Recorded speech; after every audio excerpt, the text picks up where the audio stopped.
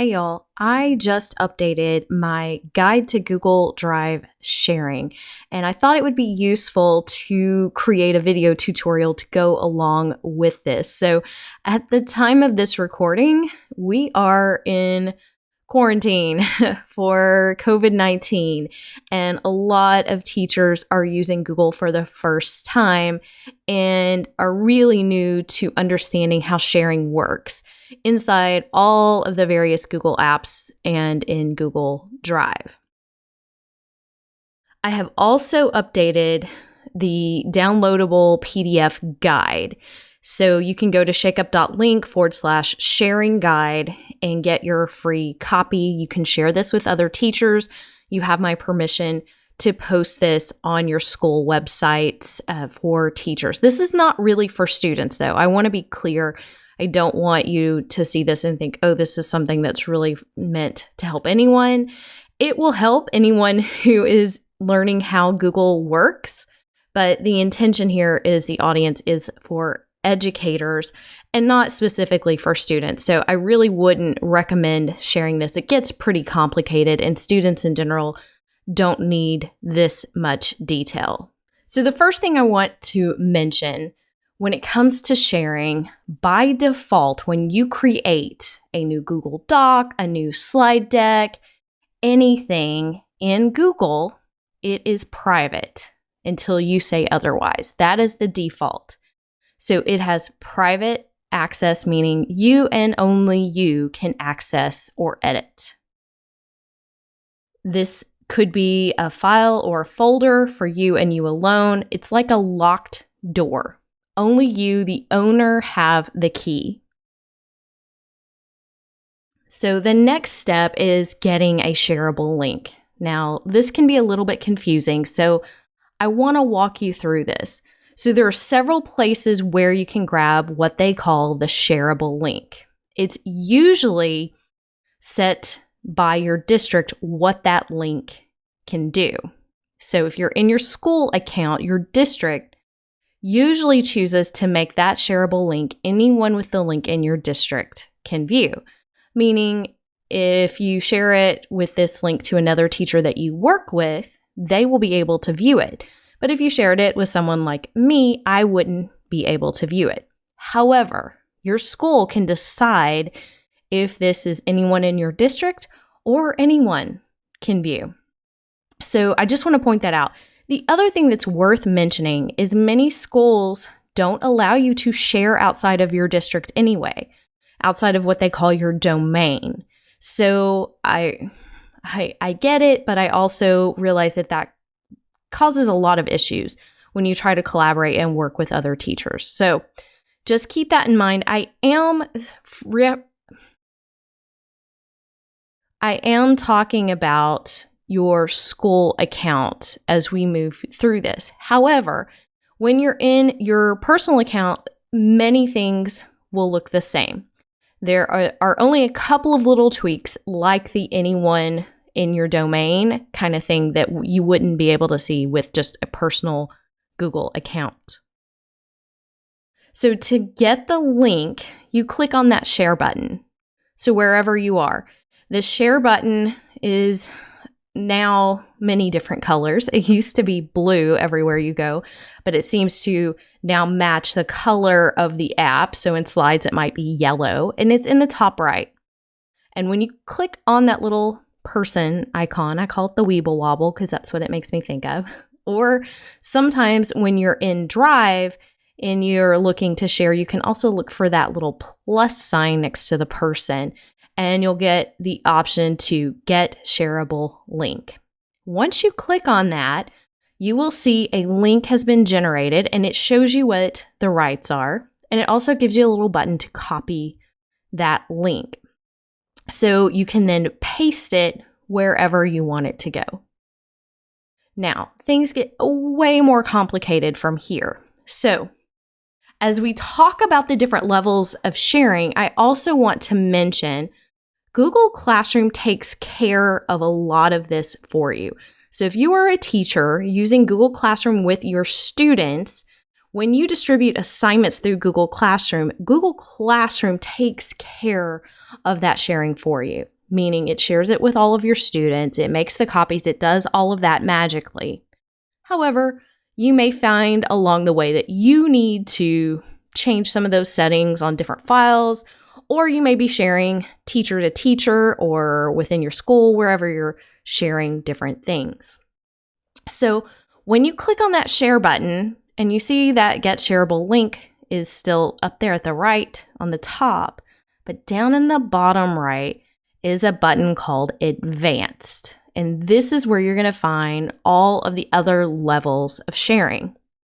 So to click on that button, it will take you to the sharing settings where you will see what it is currently set as. So you'll see in my screenshot here, it is private and only I can access. But if you look to the right, there's a little button that says Change. So if I want to change it from private, I click on that button. And that's when I see all of these different options. And that's what we're going to break down right here. So we have level 1, that's the default. That's private. That is only for specific people if you type in their email address. Level 2, anyone in your domain. Level 3, anyone in your domain can find. Level 4, anyone with the link. And level 5 is fully public. Now we're going to break these down. I'm going to help you understand what all of these mean. So the first decision you have to make when you want to share is decide who you want to see your file or folder. So we have that invite only. So when you click on that share button and you see that little box that says invite people, that is where you can type in that email address. So that locked door that I mentioned earlier, this is how you give them a key to that door. The invitees must have a Google account and log in to view if you're going to invite them like this. Okay, so you're deciding to invite one specific person or 2 or 3. You can type them all in. And then we have level 2. Anyone at Shake Up Learning with the link. So replace where it says Shake Up Learning with the name of your school or your district. That's what Google calls your domain. So if it is Leander ISD, anyone at Leander ISD with the link. So that is restricted to just your domain. Meaning this file or folder may be shared by giving that unique link to anyone in your district or school's domain. And this link is the key to granting access to your file or folder. And then you can log in with your school's domain to view that. So anyone that you expect to open that with that link will still have to log in with their school account in order to see that. And then we move on to level 3. Anyone in your domain can find. And this means that the file or folder can be searched for and accessed by anyone with an account in your district or school's domain. And you can also share the link with anyone in your domain. But this means they can actually search for it. So that's the difference between just making it viewable in your domain versus can find. So if you want it to be searchable, you want other people to be able to find it, then you will choose this level and click the button next to anyone at your domain can find and access. Of course, you do still have to be able to log in with a school account in order for that to work. And then we have level 4. This is anyone with the link. Anyone in the world with the link. So this file or folder may be shared by giving that unique link, and that is the key to granting access to your file or folder. However, it is not searchable, but there is no login required to view. So for instance, if you're sharing something and you want parents to be able to view it, this might be the option that you need to select. So if you need someone to see it, if I'm sharing something on my website and I want the world to be able to see it, this is what I would choose. Or I'm going to choose level 5, which is totally public. And that means not only can anyone see it, but it's also searchable. So anyone can find and access, and they can do so without having to log into a Google account. So that is called public on the web. And that is what I call the highest level, meaning it's completely open and out there. So that's the decision when you make who is going to see this file or folder. Then you decide the access level. So once you've chosen who can see the file or folder, then you decide what you want them to be able to do. And there are 3 choices: can edit, can comment, or can view. So by default, when you check those levels that we mentioned earlier, viewing is the first level. So view access, the file or folder is view only or read only, if you want to think of it that way. Viewers can download or make a copy of the file unless this has been disabled by the owner. So this one is really important for those of you who are accessing free files that are out there and requesting access. Most of the time, the templates that I share and others are sharing, it is view only, and I'm not blocking the ability to make a copy. So all you have to do is go to File, Make a Copy. You don't have to have edit access in order to make a copy. However, viewers cannot make any changes to that original file, which is great when you're using it for templates and things like that. And viewers cannot delete the file. The file belongs to you. So even if they have opened it and maybe saved it to their drive without making a copy, it's still you. You're the owner.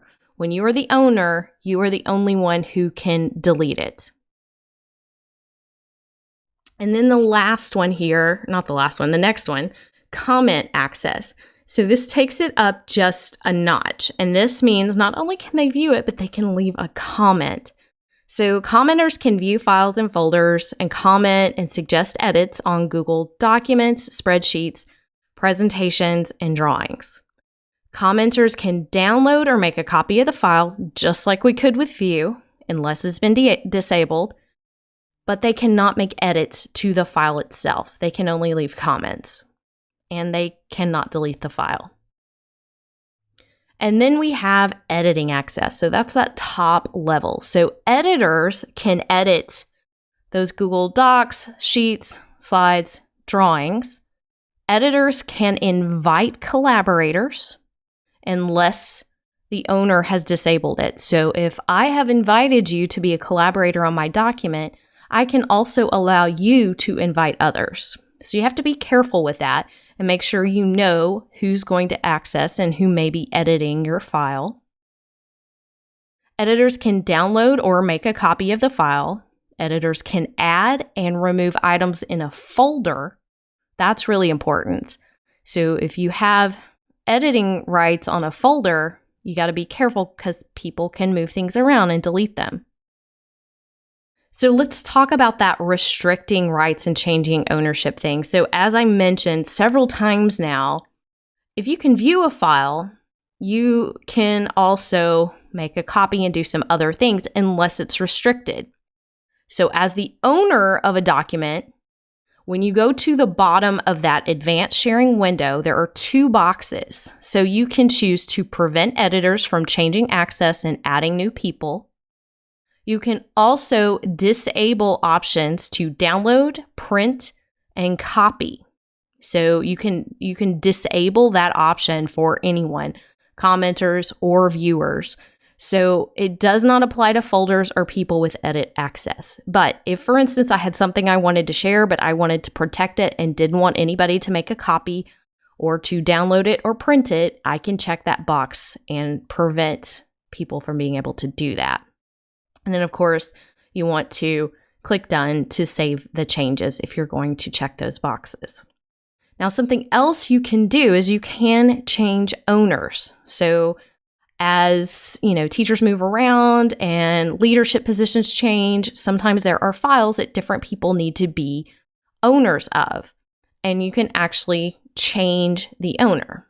So to change the owner of a file or folder, go to that advanced sharing window. Remember, you click on the share button and you click on advanced down in the bottom right.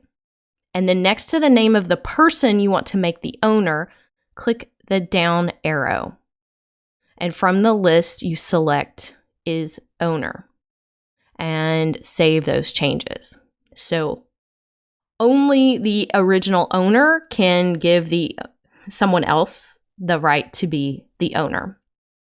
I've also done this, you can see just in this example, this was with 2 different accounts that I own. And so sometimes I may just want to change the ownership because I'm using a different account and I want to make the other one an owner too. That's if you have the ability to share outside of your domain. Now, something else that you can do that's pretty handy, and it can be handy with students, is you can set an expiration on access. So this setting is only available through your Google Apps for Education account or G Suite for Education account. That's actually, I need to update that abbreviation there. Expiration dates cannot be set for people with edit access. So if you change someone's access to can edit, their access expiration will be removed. So that's the only thing. You can set that, and you can set a very specific time. So once you go to that advanced sharing window, choose the drop down next to the user you wish to set an expiration for, and select Set Expiration. So if you're using Google Classroom with students and you're giving them edit access anyway, Google Classroom is going to take away access when they turn it in. So this works a little bit differently when you're using Google Classroom. It's designed to help you. This is a little bit different. There would be special circumstances maybe to use this with students, but probably a lot of circumstances to use this with other adults. So if you have a deadline to get something done and you don't want any changes by a certain time, then you can choose how many days to grant access and set that expiration. Then, of course, save your changes. So here's a quick view of the sharing rights you have from viewer, commenter, editor, owner. Obviously, owner has all the rights. Editor is right under that. And then commenter has a few more things they can do than just a viewer. But that's the general overview. And of course, all of this is in that free download that I mentioned at the beginning of this session. Okay, there are a few limits on sharing, and this changes. Actually, it changes quite a bit. Google has changed this I don't know how many times since I have started training on this very thing. But there are limits on sharing docs, sheets, slides, forms, and drawings. So, latest and greatest information, up to 100 people with view, edit, or comment permissions can work on a Google Docs, sheets, slides file at the same time. When more than 100 people are accessing the file, only the owner and some users with editing permissions can edit the file. So if you've ever had a need to share with a mass amount of people who can edit at the same time, there will be little warnings that there are too many people accessing the document and you can't edit. So just something to be aware of. Additional users will still be able to view the items, but they will not be able to edit. So just a couple of quick tips there on those limits. I hope this helps you better understand how sharing works. Remember, you're making those 2 decisions, the who and then the what. So you're choosing who to share it with, and then you're going to decide what they can do when they have access. And this is both for files and folders inside Google Drive. So I hope this helps you learn a little bit more about all the things that you can do with Google. If you are watching this video on YouTube, please click that subscribe button so that you get notified when new videos are available. So thanks y'all for watching. Catch you next time.